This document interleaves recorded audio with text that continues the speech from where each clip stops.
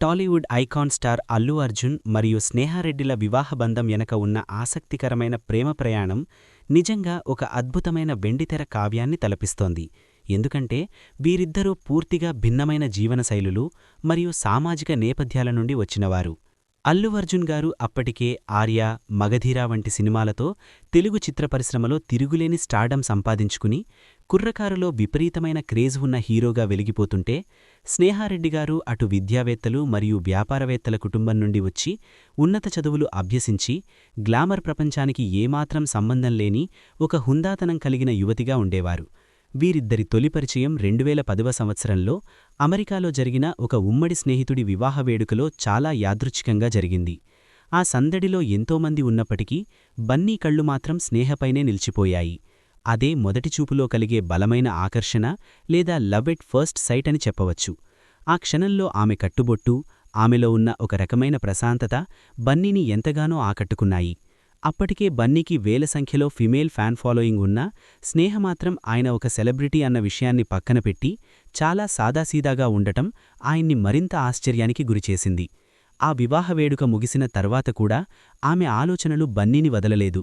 దీంతో ఎలాగైనా ఆమెతో మాట్లాడాలని నిర్ణయించుకుని కామన్ ఫ్రెండ్స్ ద్వారా అతి కష్టం మీద ఆమె ఫోన్ నంబర్ సేకరించి మరుసటి రోజు ఒక సాధారణ మెసేజ్ పంపించారు. మొదట్లో స్నేహవైపు నుండి ఎటువంటి స్పందన రాలేదు. ఎందుకంటే ఆమెకు అపరిచితులతో, ముఖ్యంగా సినీ రంగంలోని వ్యక్తులతో స్నేహం చేయడం మీద అప్పట్లో పెద్దగా ఆసక్తి ఉండేది కాదు. కాని బన్నీ పట్టువదలకుండా తనలోని సిన్సియారిటీని చాటుతూ పంపిన సందేశాలు మెల్లగా ఆమె హృదయాన్ని తాకాయి. అలా వారి మధ్య ఫోన్ సంభాషణలు మొదలై అవి గంటల తరబడి మాట్లాడుకునేంత సన్నిహితానికి దారితీశాయి.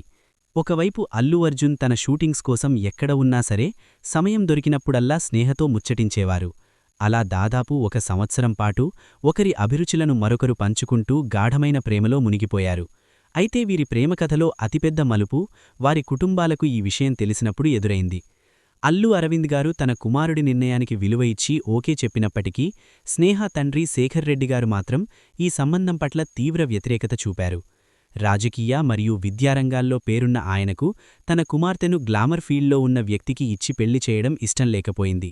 కాని ఇక్కడే అల్లు అర్జున్ తన నిజమైన హీరోయిజాన్ని చూపించారు.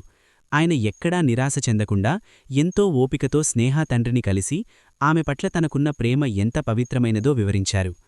నేను పెళ్లి చేసుకుంటే స్నేహను మాత్రమే చేసుకుంటాను, లేదంటే పెళ్లే చేసుకోను అని బన్నీ తన ఇంట్లో ఖచ్చితంగా చెప్పడంతో అటు అల్లు ఫ్యామిలీ, ఇటు స్నేహ ఫ్యామిలీ మధ్య చర్చలు జరిగి చివరికి 2010 నవంబర్ 26న నిశ్చితార్థం జరిగింది. ఆ తర్వాత 2011 మార్చి 6వ తేదీన హైదరాబాద్లోని శిల్పకళా వేదికలో అత్యంత వైభవంగా వీరి వివాహం జరిగింది. పెళ్లైన తర్వాత స్నేహ కేవలం ఒక గృహిణిగానే ఉండిపోకుండా అల్లు అర్జున్కి సంబంధించిన ప్రతి చిన్న విషయంలోనూ మేనేజర్గా, సలహాదారుగా మారుతూ ఆయన ఎదుగుదలలో కీలక పాత్ర పోషించారు. వీరికి 2014లో అల్లు అయాన్, 2016లో అల్లు అర్హా జన్మించారు. వీరిద్దరి రాకతో అల్లువారి ఇల్లు మరింత సందడిగా మారింది.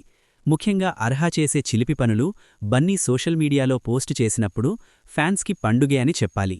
స్నేహగారు ఫ్యాషన్ మరియు స్టైలింగ్లో అల్లుకి ఇచ్చే సలహాలు ఆయన ఐకాన్ స్టార్గా మారడానికి ఎంతో తోడ్పడ్డాయి. వీరు ప్రయాణం కేవలం ఒక ప్రేమకథ మాత్రమే కాదు, పరస్పర గౌరవం, ఒకరి కష్టాల్లో ఒకరు తోడుగా ఉండటం మరియు సెలబ్రిటీ హోదా ఉన్న సామాన్యమైన వ్యక్తిగత జీవితాన్ని ఎలా గడపాలి అన్నదానికి నిదర్శనం. నేడు సోషల్ మీడియాలో స్నేహారెడ్డికి ఉన్న మిలియన్ల కొద్దీ ఫాలోవర్లు ఆమె ఫ్యాషన్ సెన్స్, బన్నీతో ఆమెకున్న అన్యోన్యతను చూసి మురిసిపోతుంటారు. దాదాపు 13 ఏళ్ల వైవాహిక జీవితాన్ని ఎంతో సంతోషంగా గడుపుతున్న ఈ జంట ఇప్పటికీ అదే పాత జ్ఞాపకాలను నెమరివేసుకుంటూ ఒకరినొకరు కొత్తగా ప్రేమిస్తూ ఉండటం నిజంగా అద్భుతం. సినిమావాళ్ల పెళ్లిళ్లంటే తొందరగా విడిపోతాయనే అపవాదును తుడిచివేస్తూ ఒక పటిష్టమైన బంధానికి బన్నీ, స్నేహ కేర్ ఆఫ్ అడ్రస్గా నిలుస్తున్నారు. వారి జీవితంలోని ఈ మధుర ఘట్టాలు, ఎత్తుపళ్లాలు ప్రతి ప్రేమికుడికి స్ఫూర్తినిస్తాయి.